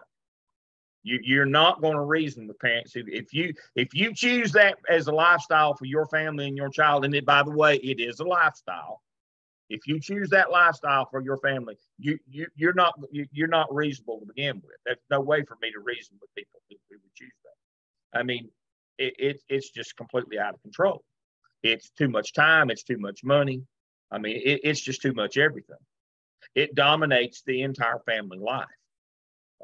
It is, you know, I think about my next door neighbors. They did this with their two children. One of them got a college scholarship, but they could have paid for college 7 times over what they spent on travel ball. So don't tell me it's about the economics of travel ball. They actually did, I think, what was it? Real Sports did an expose on that, this family. They were spending in excess of $100,000 a year, and they added it up that they could have sent their kids to any school in the country, a whole lot cheaper than the travel ball deal. Hotels and travel and airplanes and all that stuff. And so if this is a travel ball issue, you're not, you know, they need to talk to their parents about that, because they're all in. They're all in, folks. There ain't any talking in any kind of reason to them, because it's not reasonable. But now if it's a school related thing, you have a manual and it tells you that would be my only concern on the athletic end of it. Are we following, you know, practice and game guidelines so that these kids aren't, you know, out there 7 or 8 hours a day or all weekend or whatever. There are guidelines in terms of participation, but you need to know those as well and make sure your coaches know those. All right, last group. Okay, here we go.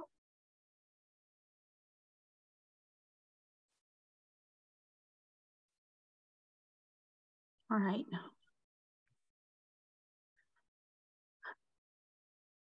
Hi, my name is Mallory Freeman, and we are Zoom Team 4.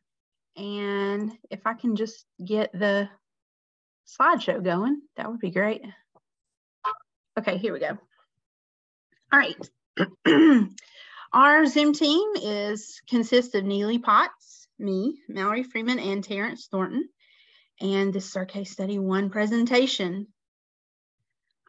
So just to begin, we just wanted to explain due process as we understood it. And that would be just the guarantee of basic fairness. And it serves 2 basic goals: to produce more accurate results when you have to deal with a situation, no matter what that situation might be, and then to prevent wrongful deprivation. And in the law, it states like deprivation of the basic rights and how it applies to what the student or person is able to do. And when you take that away, we want to make sure that the results of any investigation, any kind of process is accurate and they actually did what people said they did. And in this case, of course, Bobby confessed that he did it, but there's more to that process. And then also the other goal would to be to make people feel like they've been treated fairly. And because that's kind of where it starts, is people don't feel like it's being fair. And so of course they start talking to some legal people about it. So schools are required to provide due process before a student is deprived of any right. And we added this bottom part in, not necessarily for Bobby's case, but just to explain due process a little further, that when the Hachia text stated that when it gets into longer suspensions and a really big thing that require like more than 10 days of suspensions, these are the minimum of student rights that a student is able, that is due to them. So this list at the very bottom are all these things that a school must include in the due process. Okay. So with due process, of course, there's substantive versus procedural. And I heard Dr. Lamb say this in the resources. Substantive is more what should be done, what is fair and reasonable in content and application, what has the government put forth that is fair and reasonable, and then procedural is what was actually done. So under substantive due process, Bobby was owed an opportunity to explain himself. Bobby was owed an opportunity to have other witnesses present during his investigation of cheating. Bobby was owed a process in which he could have been understood and provided more opportunities to restore academic status after the consequence was given. And we'll talk a little bit more about that later when we talk about our paradigms. But in the procedural, what actually happened was the teacher investigated. Bobby admitted that he had done wrong. The teacher made a decision to fail Bobby using a grading policy that does not align with the handbook. And the principal was, in the text, was planning on standing behind that because he had not done that investigation for himself. All right. Okay, so arbitrary and capricious standard. So with arbitrary standard, it's a decision based on a standard applied to a situation on an individual's discretion. In this case, that would be Bobby's teacher, that she chose to apply the rule of failing grade based on her own discretion. Instead of giving him a grade, she gave him a grade for that individual assignment, which as a result caused him to fail the course for the entire class. So we saw that in this case. And then if you'll move forward, Valerie, with capricious standard, meaning to be led or indicative of a sudden, odd notion, unpredictable change, or erratic. And so in this case, her decision did not fall in line with the school grading policy that was outlined. A choice to apply an individual failing grade to the student was erratic. And so in this case, both arbitrary and capricious standard was present, since the teacher and administrator did what they felt like in a manner that was erratic without due process in place.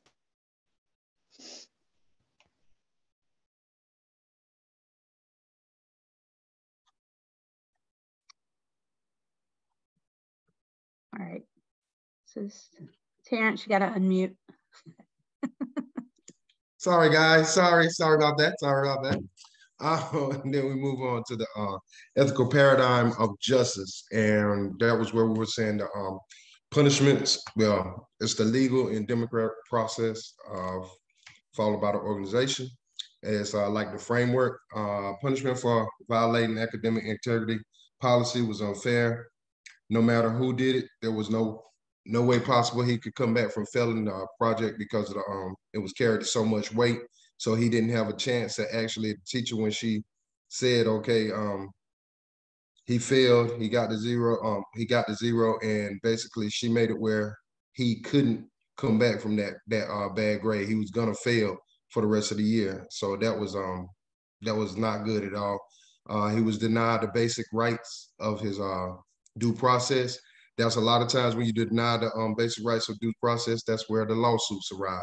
That's where someone's ready to take you to court, and the lawyers tend to lick their chops when you have not done any kind of due process.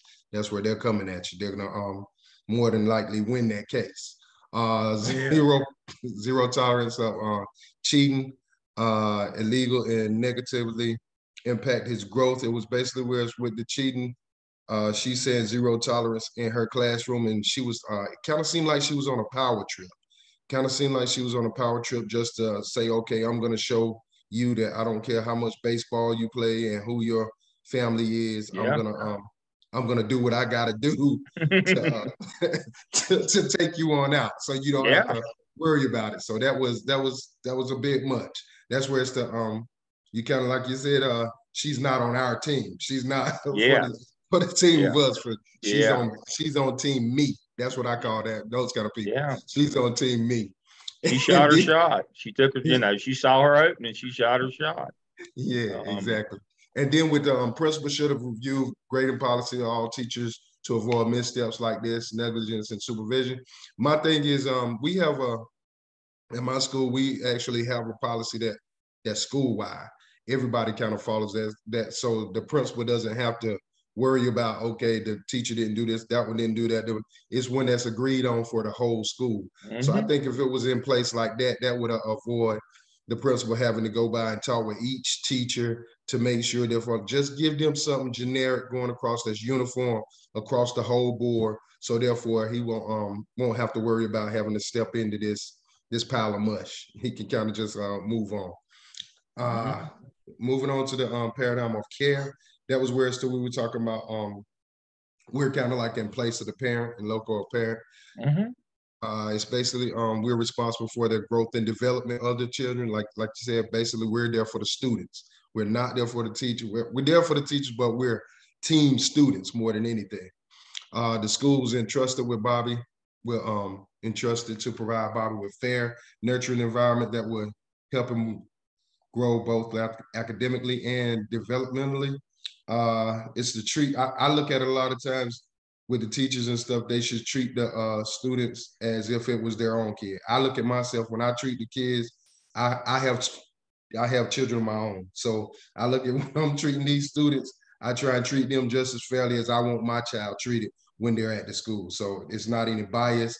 It's fair. It's all about being fair and doing what's right. Could it have been an opportunity to work with a counselor or interventionist? Oh, sure. This would have been a big thing. Like you said, it could have been something where the parents were telling the boy, you don't make these grades and you can't play baseball. We're going to get you. It might have been more going on than what we know. So it can take that third party of a counselor, interventionist that might could have talked to Bobby and said exactly, came down to what's going on, what really caused you to actually feel like it's okay to take your brother's paper and turn in. If you can have that third party there, that third wheel that could actually talk to them, sometimes we can figure out what it was that caused the problem and make it where the issue doesn't become a factor in the future. Last thing, teacher destroys relationship with student when she unwaveringly fails him and stands by a handbook with an illegal interpretation of grading policy. I look at it as with most students, when you're trying to actually get them to learn or even bringing them in the classroom, it's just like Dr. Jordan said, Principal Jordan said, she said, it's about relationships. You have to develop relationships with the students. The students have to actually have a relationship with you and be willing to trust you in order for you to get them to learn a lot of times. If you don't have a relationship with them, they feel like you don't care. And if they feel like you don't care, you're losing the battle. You're not there for the students. Okay, with the ethical paradigm of critique, if we look, I kind of broke this down into 3 parts. In this case, the teacher, she manipulated the grading policy wrongly. The way that she viewed it, she used it, manipulated it, and was not in line with the grading policy. She gave him a failing grade for the assignment, but did not follow the guideline for how this grade should be weighted. As a result, the teacher created a zero tolerance policy, which is illegal. It is against the law, as we have heard throughout the night.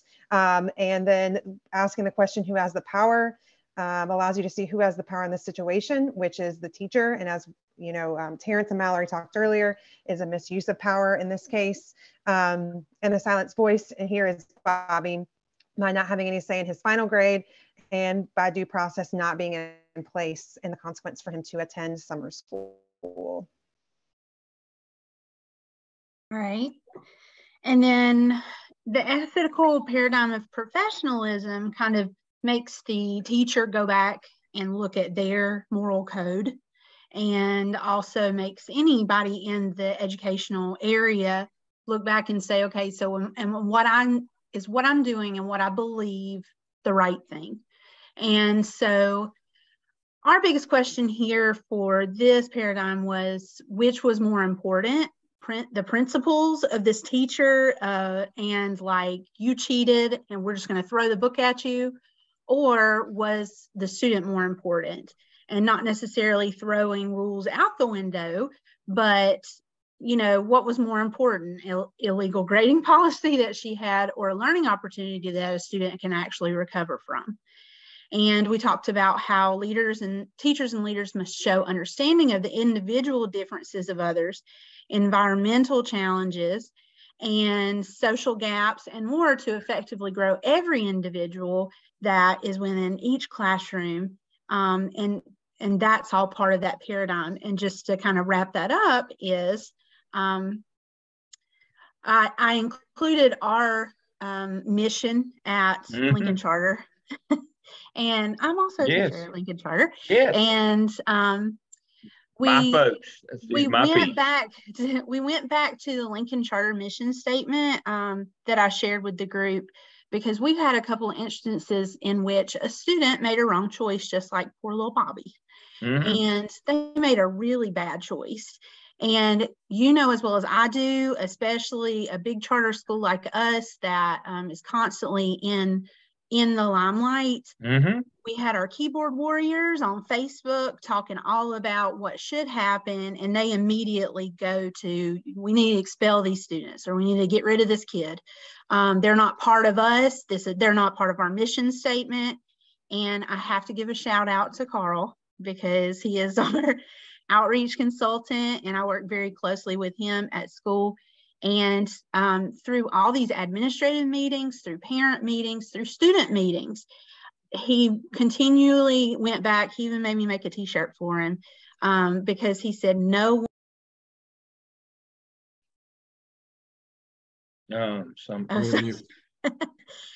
He continuously went back to no one is bigger than the mission, so much that we had to make t-shirts. No one is bigger than the mission. That we should have shown Bobby, if it was a Bobby, we should have shown him empathy and understanding like where he is coming from, making sure that he is learning a responsibility, because this is either a growth moment or it's a trauma moment, and no growth comes from trauma.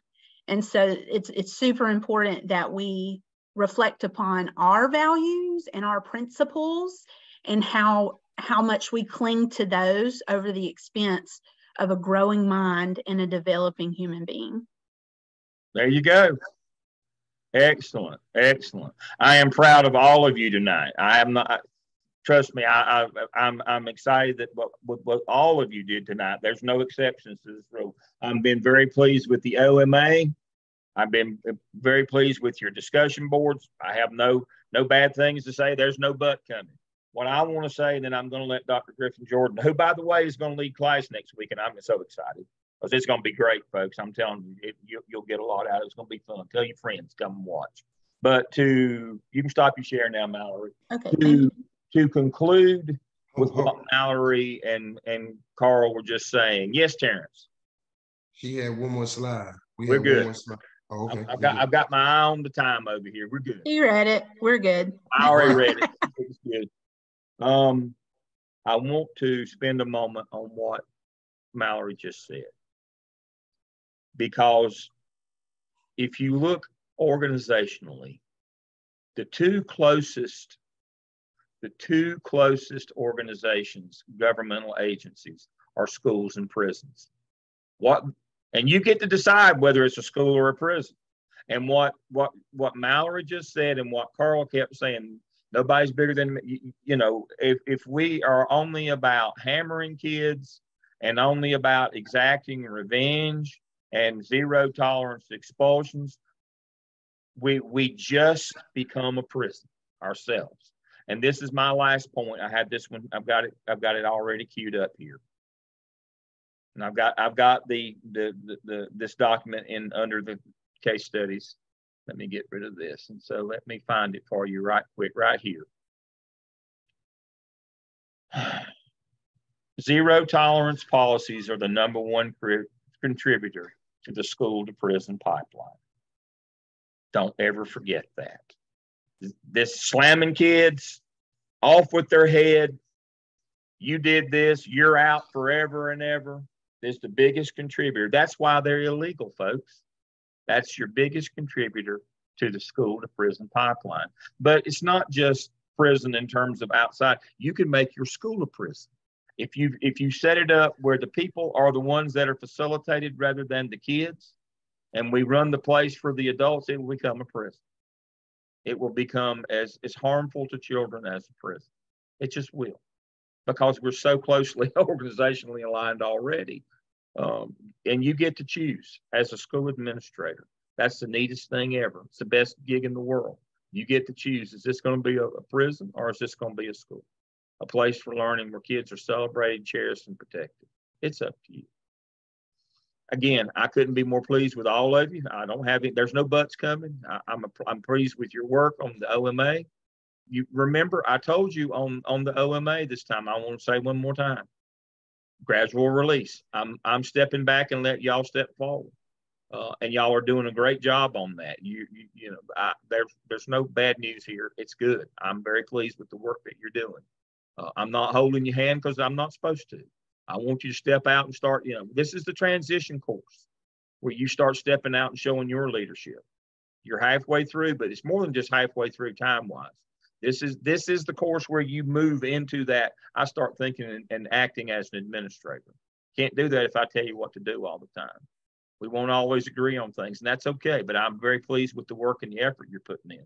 That's what's important, is that work and effort. Dr. Griffin Jordan, take us out tonight. I think you got 2 or 3 minutes here. Okay.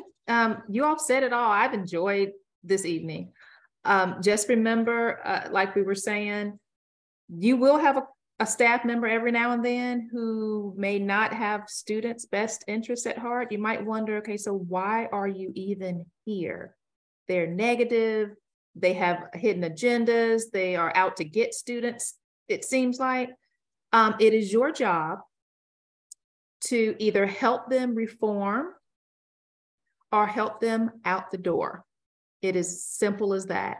You cannot allow that to stay in your building. So keep that in mind. Document everything. I learned that as a school counselor. I have email documentations from way back when. Anything that you feel may come back later on, or that you may have to reference, start your files. The cloud is a beautiful thing. So start your files, save anything that you need to save, document. And when you have a teacher like that, meet with them, let them know that, you know, you want to help them. But then if they don't take your help and support, then it might not be the best place for them. And then you just have to help them out. That's it. Thank you. As we go out again, next week, please remember, Dr. Griffin Jordan is going to lead us on student discipline next week and what goes on. And she's expert, folks. You're going to love next week. So again, I'm so pleased and thankful. Again, have a good week. Good night. Bye. Bye. Bye.